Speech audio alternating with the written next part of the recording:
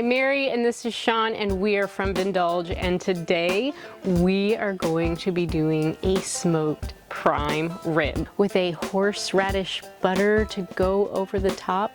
It's going to be amazing. It's going to be wicked. This is the ultimate holiday dinner, the one everybody waits for. It's dreamy. It is wicked. It is so meaty. It is insane. It is wonderful. It is easy to make. It is super easy to make.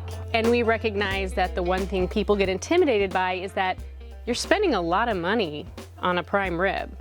And so when you're spending that much money on one beautiful piece of meat, you want to make sure you're doing it right. So we're going to show you how to smoke a prime rib perfectly every time to impress your family and your friends. You ready to get started? I'm ready. Let's do this. So today we are starting out with a 7-pound boneless prime rib.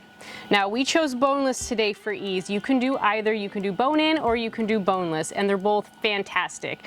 Positive about bone-in is you're going to have that dramatic presentation, but don't worry about it. You're still going to have a beautiful presentation with your boneless.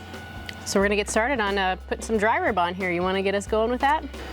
All right, so I am going to be removing some of this fat layer, and this is going to not really render out. And you can see some of that silver skin in there. This is what I also wanna pull out too. And do this before we season the meat. I'm not removing all the fat, I'm just kind of getting some of this meat to show, and then some of the stuff that just kind of hangs off. There's enough fat inside of this too that it's going to keep it nice and moist. So we're starting with a slather. That's going to be a little bit of liquid that's going to allow the dry rub to connect with the actual meat. And then we're using about a cup of dry rub, and it's going to depend on the size of your meat. For us it's 7 pounds, so we're going to go anywhere from a half cup to a cup depending on how much dry rub you put on there. And we're using equal parts granulated garlic, kosher salt, and coarse ground pepper. And the key is to liberally apply this to all sides, and don't forget those ends too.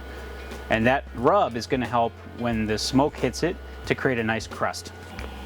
So now that we've got this all nice and rubbed up, we're going to put the whole thing on this tray, and what this is going to do is allow us to catch some of those juices that are really important. We're going to use those juices later. So we're going to be cooking this on this, and then we're going to put it in the smoker.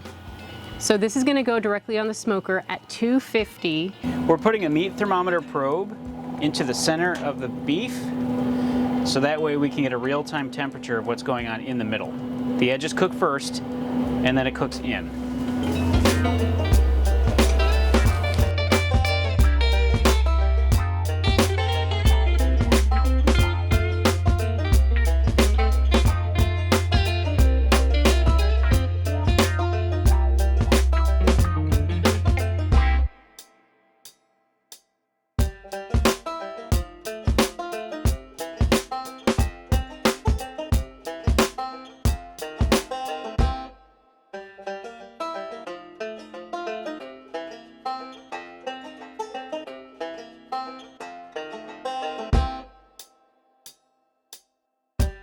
With the horseradish, we're starting with room temperature butter, half a pound.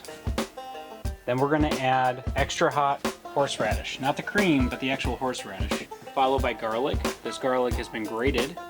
Finally, a little bit of salt, and then stir it up, and it's ready to go.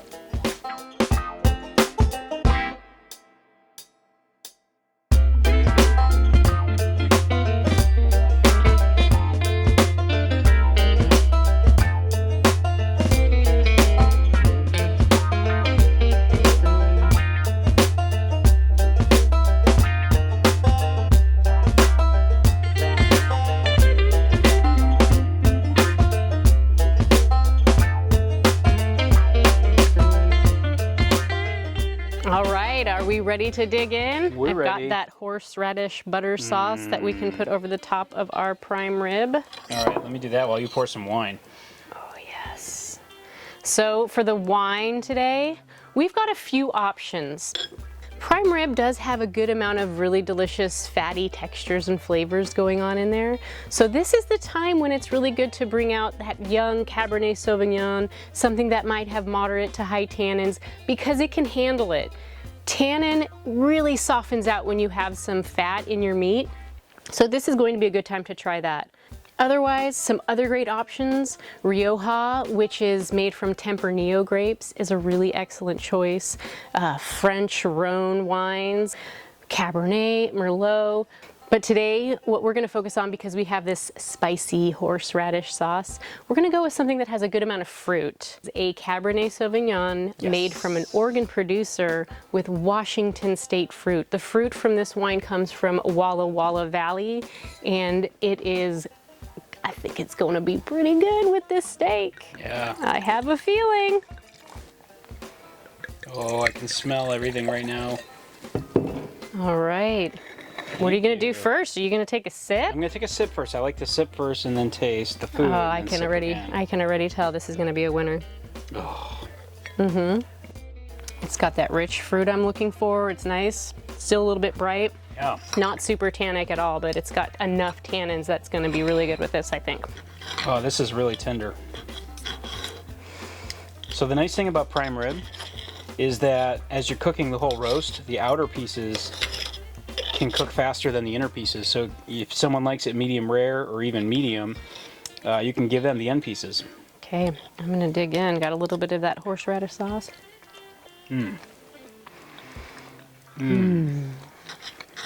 That is, Holy cow. that is Christmas on a plate. Oh, that is so tender. That is so good. That is cooked perfectly. The texture is soft and buttery. This is so good, and it's so great with this wine. Yeah. And then that sauce, it's just the right amount of kind of kick, but not too much. Yeah, not too much. But I mean, if you want it spicier, just add more horseradish. Cheers. Cheers. What a Happy great holidays. roast. Happy holidays. Happy special occasion. Happy anniversary. Happy first and last day of school. Happy Monday. Happy Tuesday. Happy Wednesday. Happy Friday. Forget Taco Tuesday. Talking Prime Rib Tuesday. Thank you so much for watching, and if you like this video, please feel free to give it a thumbs up and subscribe to our channel for more delicious barbecue recipes and wine pairings. Yes. Cheers. Cheers. This is what dreams are made of. Are we still recording? That is really good.